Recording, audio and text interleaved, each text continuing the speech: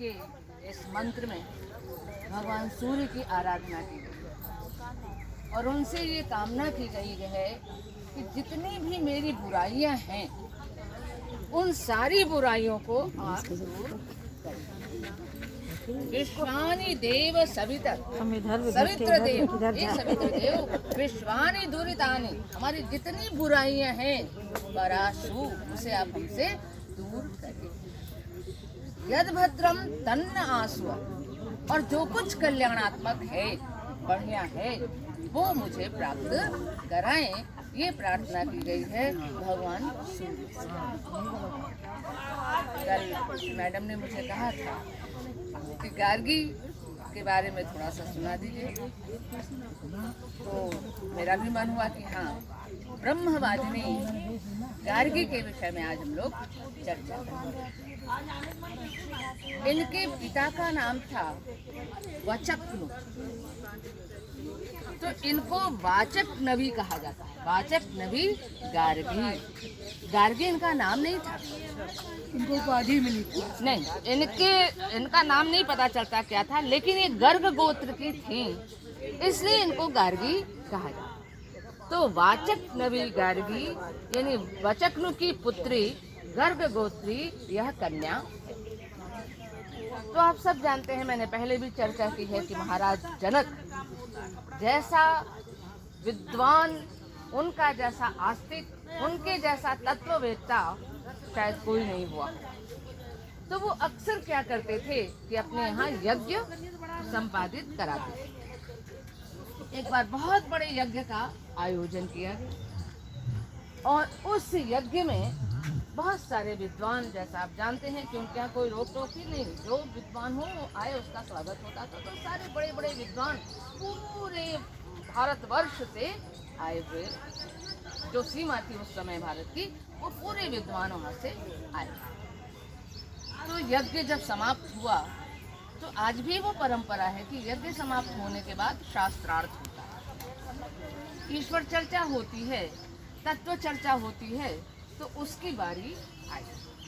तो महाराज जनक ने क्या किया कि उनके मन में ये विचार आया कि 1,000 गायें थी उनके, उन सहस्त्रों गायों की जो सींग थी उस सींग को उन्होंने सोने से मढ़वा दिया और यह घोषणा की कि जो विद्वान है, जो ब्रह्मवेत्ता है, जो तत्ववेत्ता है, जो सर्वज्ञ है, वो इन गायों को ले। चाहे कितना बड़ा विद्वान हो, एक बार शंका होती है कि पता नहीं मुझे आता है कि नहीं, मुझसे ज्यादा विद्वान यहाँ पर होंगे। तो किसी की हिम्मत नहीं हुई कि वो उन गायों को ले जाने की, लेकिन याज्ञवल्क्य ऋषि जो उनके ही राज्य में रहा करते थे, उनके सभा के पंडित भी माने जाते थे, उन्होंने अपने शिष्य से कहा कि गायें खोल ले जाओ। तो उसने गायें खोल ली। तो जब वो लेकर जाने लगा तो सब आश्चर्य हुआ सबको कि आखिर ये हैं कौन जो गायों को लेके जा रहे हैं, क्या ये अपने को बहुत समझते हैं, इनसे बड़ा कोई नहीं है। तो बोले पहले शास्त्रार्थ कीजिए। नहीं, उनसे पूछा गया कि आपने गाय को क्यों खोली, क्या आप सबसे बड़ा अपने को मानते हैं? तो उन्होंने कहा भाई देखिए, मैं जितने विद्वत जन बैठे हैं सबको प्रणाम करता हूँ और सबको विद्वान मानता हूँ, मैंने किसी की अवहेलना नहीं की, लेकिन मुझे गायों की जरूरत है, मेरे यहाँ शिष्य हैं बहुत, तो मुझे गायों की जरूरत है, इसलिए मैंने गाय खोलने के लिए कहा। पहले आपको शास्त्रार्थ करना पड़ेगा, बिना शास्त्रार्थ के आप गाय नहीं ले जा सकते। उन्होंने कहा ठीक है। फिर एक एक ने करके प्रश्न पूछना शुरू किया। तो बृहदारण्य उपनिषद जो है उसी में ये संदर्भ आता है, गार्गी का उपाख्यान आता है। तो महाराज जनक ने पहले प्रश्न किया, फिर जितने विद्वान थे एक एक करके सबने प्रश्न किया और सबको अपने प्रश्नों का संतोषजनक उत्तर मिल गया। अब बारी आई गार्गी की, क्योंकि गार्गी भी उस सभा में थी। तो गार्गी ने कहा कि भगवान मेरे भी प्रश्न का आप जवाब दें। ठीक है, आप पूछिए। तो उन्होंने ये कहा कि बताइए कि पार्थिव संबंधी जो विषय है, यानी पृथ्वी से संबंधित जितने विषय हैं उन सब में जल व्याप्त है, बिना जल के कुछ भी नहीं है। तो वह जल अब किस में विद्यमान है? तो उन्होंने बताया कि जल वायु में है। फिर उन्होंने ऐसे आकाश के विषय में पूछा, अंतरिक्ष के विषय में पूछा, उसके बाद आदित्य लोक के विषय में पूछा, चंद्र लोक के विषय में पूछा, गंधर्व लोक के विषय में पूछा, देवलोक के, माने जितने हो सकते हैं सब के विषय में उन्होंने प्रश्न पूछा और उन्होंने बहुत समुचित उत्तर उसका दिया। लेकिन अंत में उन्होंने एक प्रश्न ऐसा किया जिससे ये आक्रोशित हुए और उन्होंने कहा, गार्गी अति प्रश्नमस्ति माँ पाक्षी, मैंने तुमने अति प्रश्न कर दिया है, ये प्रश्न तुम मत पूछो। क्यों? उन्होंने पूछा कि ब्रह्म किस में व्याप्त है।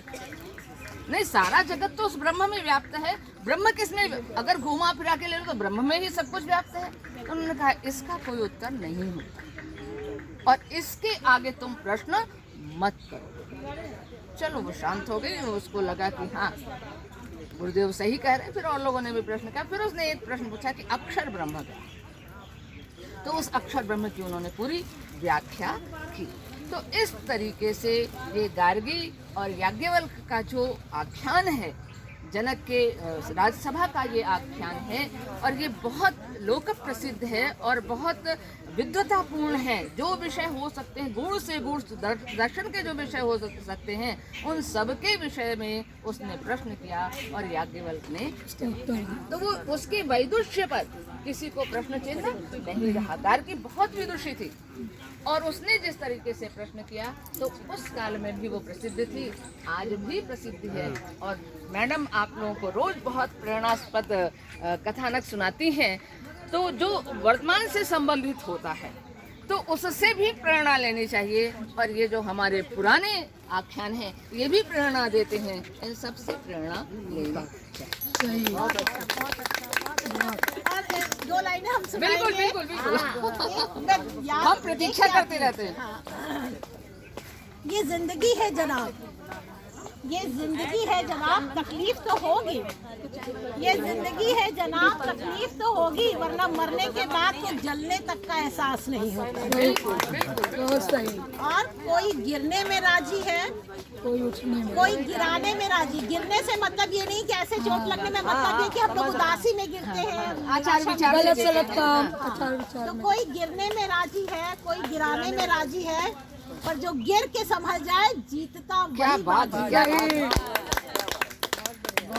ऐसे प्रेरणास्पद जो प्रसंग है वो केवल हमें आपको नहीं सारी दुनिया को उठाते। बिल्कुल ये प्रसंग हम लोगों ने कक्षा 6 में ये गार्गी की कहानी पढ़ी थी हमारे पूर्वज। हाँ, देखिए इन्होंने अपाला के बारे में बताया, गार्गी के बारे से मैत्रेयी भी है हम लोगों के यहाँ। अपाला में ये वो महिलाएं हैं जो वैदिक काल उस समय में समझ